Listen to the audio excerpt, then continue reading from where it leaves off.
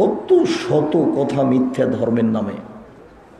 কই কতদিন বলেছি, কতদিন বলছি যে সাদ্দাদের কাহিনী কোথায় আছে এটাই মানুষ জানে না। ঘটনা সত্য মিথ্যা পরে, কাহিনীটা আছে কোথায়? বুড়ি যে রাস্তা দিয়ে, নবী যে রাস্তা দিয়ে হাঁটতেন, বুড়ি সে পায়ে সে রাস্তায় কাঁটা পুঁতে রাখতো, একবারে নগদ মিথ্যা।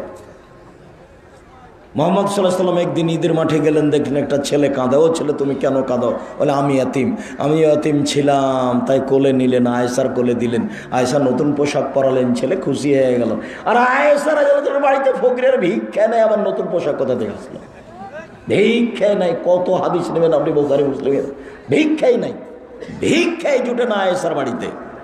একটা মানুষকে খেতে দেওয়ার 11 জন স্ত্রীর ক্ষমতা হয়নি, মোহাম্মদ সাল্লাল্লাহু আলাইহি ওয়াসাল্লামের নিজেরও ক্ষমতা হয়নি। মেহমান ফিরে এসেছে ব্যাক করে, হাদিস বুখারী মুসলিম। ব্যাক করে যখন ফিরে এসেছে তখন নিরুপায় হয়ে বলছেন, তোমরা একটু আমার মেহমানটা কেউ নিবা না? তা আবু তালহা বলছেন আমি। ঠিক আছে।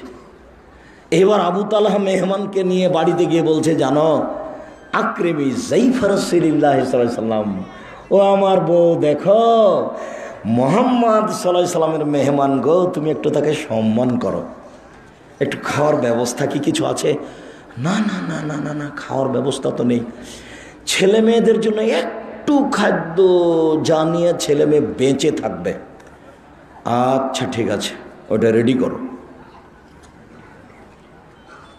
দিয়ে ছেলে মেয়েকে ঘুমিয়ে দাও, বাতি নিভিয়ে দাও, মেহমানের জন্য খানা পানি রেডি করো।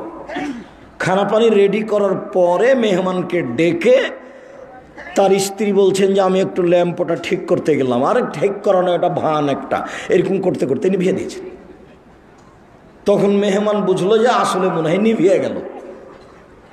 তো তখন আর স্বামী স্ত্রী নিজে খায়নি, অল্প খাদ্য তো ওইটুকু মেহমান খেয়েছেন। এখন সকালে আবু তালহা রাসূলের কাছে আসছেন, তখন আল্লাহ রাসূল বলছেন, আবু তালহা আরে তোমার মেহমানি দেখে আল্লাহ হেসে উঠেছেন, আল্লাহ খুশি হয়েছেন। হাদিস বুখারী মুসলিম। মানে আম গাছে জাম ধরতে পারে, ধরে না। হুজুর ভুল বুঝেছেন।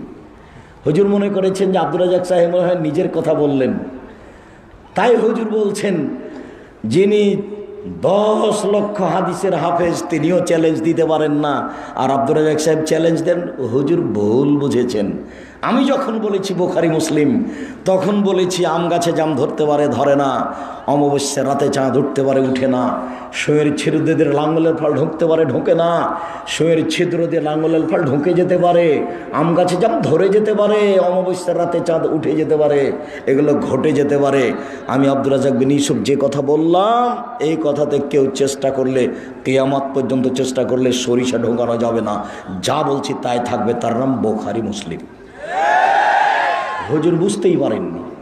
হুজুর মনে করেছেন যে বিরোধিতা করলে মনে হয় সফলতা অর্জন করা যাবে। জি না, আল্লাহর কসম আমি কোনোদিন কারো বিরোধিতা করিনি। কেউ কেউ আমাকে বলছে যে অমুক অমুকের একটু আপনি নাম নেন না কেন?